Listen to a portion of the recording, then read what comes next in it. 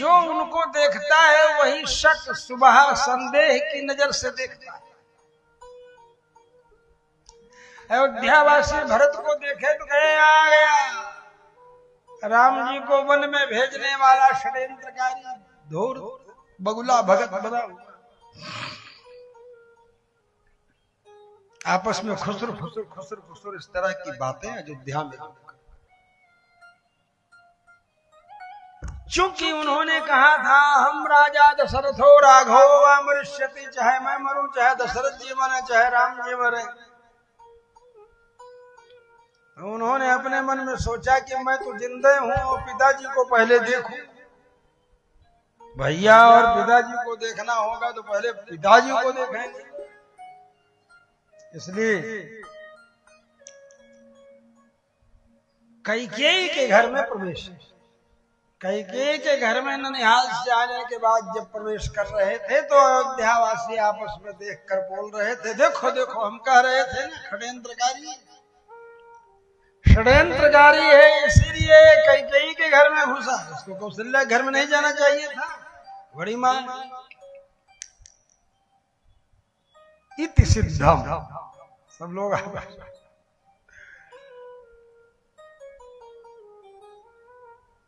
ये विडंबना है।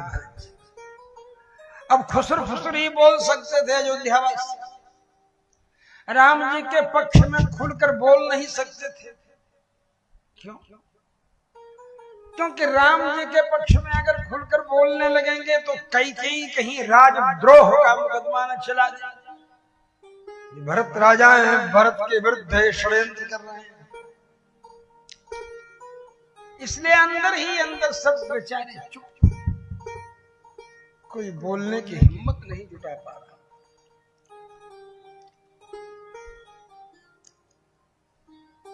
अयोध्या की ये दशा थी कि समस्त अयोध्यावासी मूक हो गए। कौन उनकी आवाज सुनने वाला था? और जब कोई सुनने वाला न हो तो क्या उससे कहा जाए? कहते हैं आन्हर के आगे रोवे आपन दीदा खोए। क्या फायदा? सुनने वाले हैं, कोई सुनने वाला नहीं। इसलिए अयोध्यावासी डर के मारे कहीं कोई कुछ बोल नहीं पा रहा। न कैकेयी की विरुद्ध, न मंथरा के विरुद्ध, राम जी के पक्ष कुछ नहीं कर सकते, सब चुप चुप।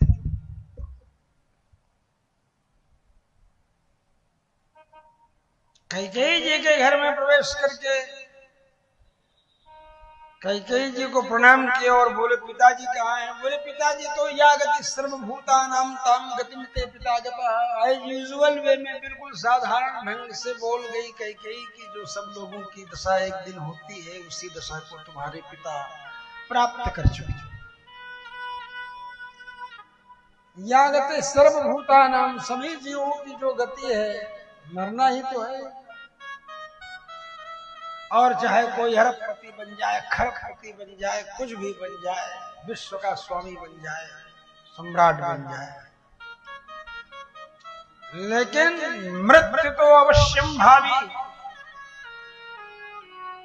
इस मामले में सब बराबर है, मरना तो पड़ेगा। चाहे गंवाई गांव का गंवार हो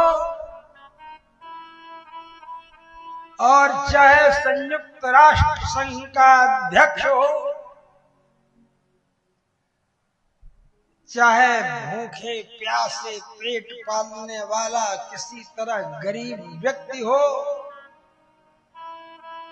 जो दवाई का भी पैसा न जुटा पाता हो, उसे भी मरना पड़ेगा। और दवाई के पैसे की बात तो क्या, जो वर्ल्ड हेल्थ ऑर्गेनाइजेशन का चेयरमैन है वो भी मरता है।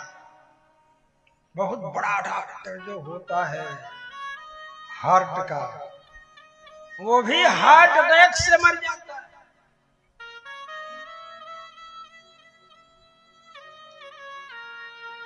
तो सर्वभूतानां या गति, धनिकानां निर्धनानां सुंदराणां कुरूपाणां बलीयसां दुर्बलानां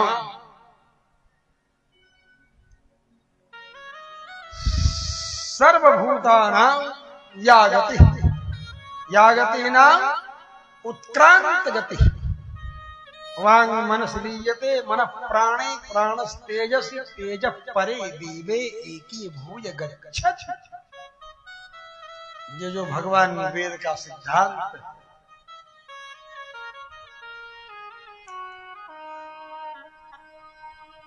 इसलिए भरत जी चिंतित ये क्या बोल रही है, क्या पिताजी मर गए? धड़ाम से पृथ्वी पर गिर पड़े भरत। पिताजी मेरे स्वर्गवासी, पिता के वियोग में विलाप करने लगे।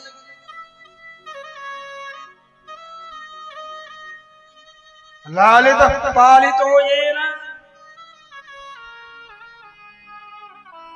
क्रोडस्थ स्नेह पूरितः समय राजा दशरथः जगाम स्वर्गति। वो राजा दशरथ स्वर्गति को प्राप्त हो गए, स्वर्ग चले गए। अब मुझे संभालने वाला कौन? भाई क्यों पिताजी, क्या कहे बाद में, क्या दशा थी, कैसी तबीयत थी, किस रोग से मर गए? आदमी यही ना पूछता है, यही भरत जी पूछना है क्या हुआ था पिताजी को, पिताजी कैसे मर गए? कैकेयी ने कहा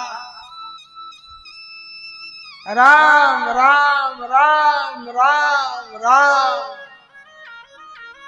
राम राम कहे राम कहे राम राम कहे राम।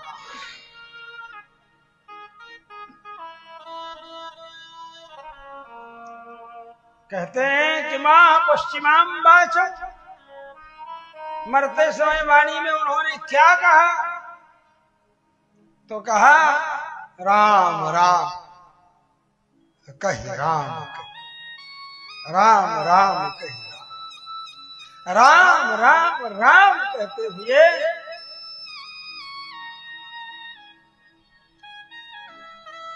राजा दशरथ स्वर्गम जगाम विलपन। बोले राम जी का नाम लेते लेते चले गए। ओह शुभ शुभ शुभ। पिताजी चले गए। अब तो कुछ समझ में नहीं आ रहा है कि मैं क्या करूं। तो भैया भरत जी के पास चलूं तो समझ में। और ये कहने लगे कि धन्य है मेरे भैया राम जी, लक्ष्मण जी,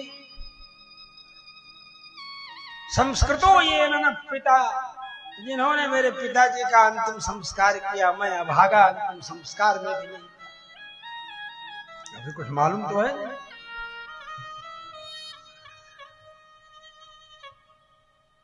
तो अब मैं राम जी की ही सन्निधि में जाऊंगा और राम जी के ही सन्निधि में जाऊंगा और उन्हीं के कक्ष में, उन्हीं के भवन में जाऊंगा। राजप्रासाद अयोध्या जैसा तो घर था राम जी का, तो इसलिए वहां से यहाँ रथ से जाते हैं ना राजा दशरथ जी के पास, अपने घर से निकल के राम जी समझ गए। तो वैसे भरत जी जाते हैं राम जी के घर।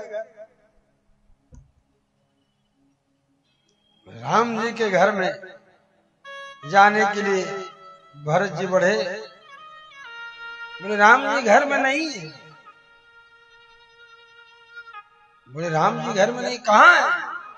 बोले उनको 14 वर्ष के लिए वनवास दे दिया है। बोले क्यों, क्या कर दिया उन्होंने? कच्छिन्न ब्राह्मण धर्म भृतम तेन महात्मना, कहीं उन्होंने किसी ब्राह्मण का धन तो नहीं छीन लिया? मतलब उस समय ब्राह्मण का धन अगर कोई छीन ले तो उसे राज्य से निकाल दिया जाता।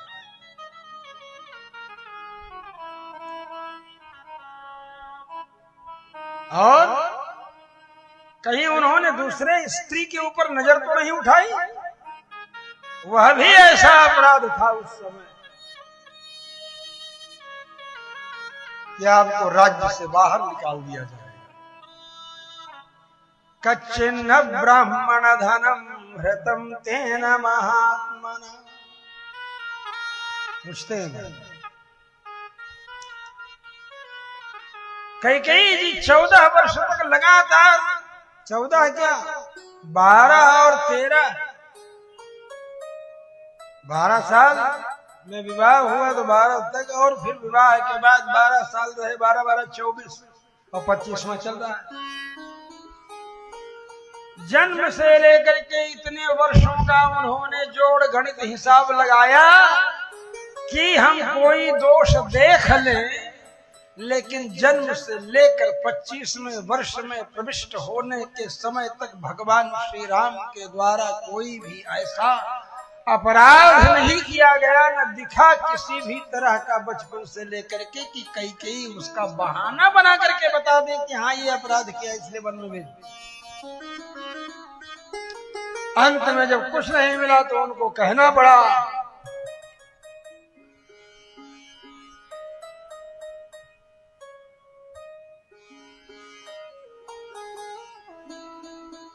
तुम्हारे अभिषेक होने के लिए, तुम्हें युवराज बनाने के लिए वो तो राम जी को युवराज बना रहे थे, लेकिन मैंने सोचा मेरा बेटा भरत युवराज बनेगा।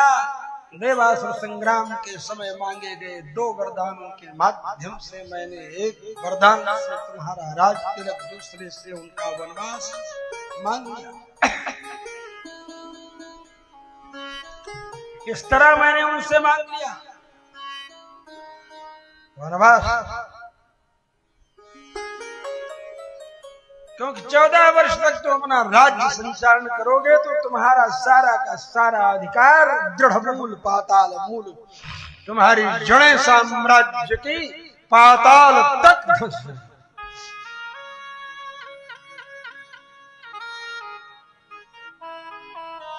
भरत जी ने कहा है तुमने इस तरह का अपराध किया, न सकामं करिष्यामि त्वामहं मातृगन्धरे, मैं तेरी जैसी माँ को कभी सकाम नहीं कर सकता हूं। माँ का गंध है तुम्हारे अंदर, मातृत्व की गंध भी है तुम्हारे अंदर। माँ जननी, तू जननी भाई, डांट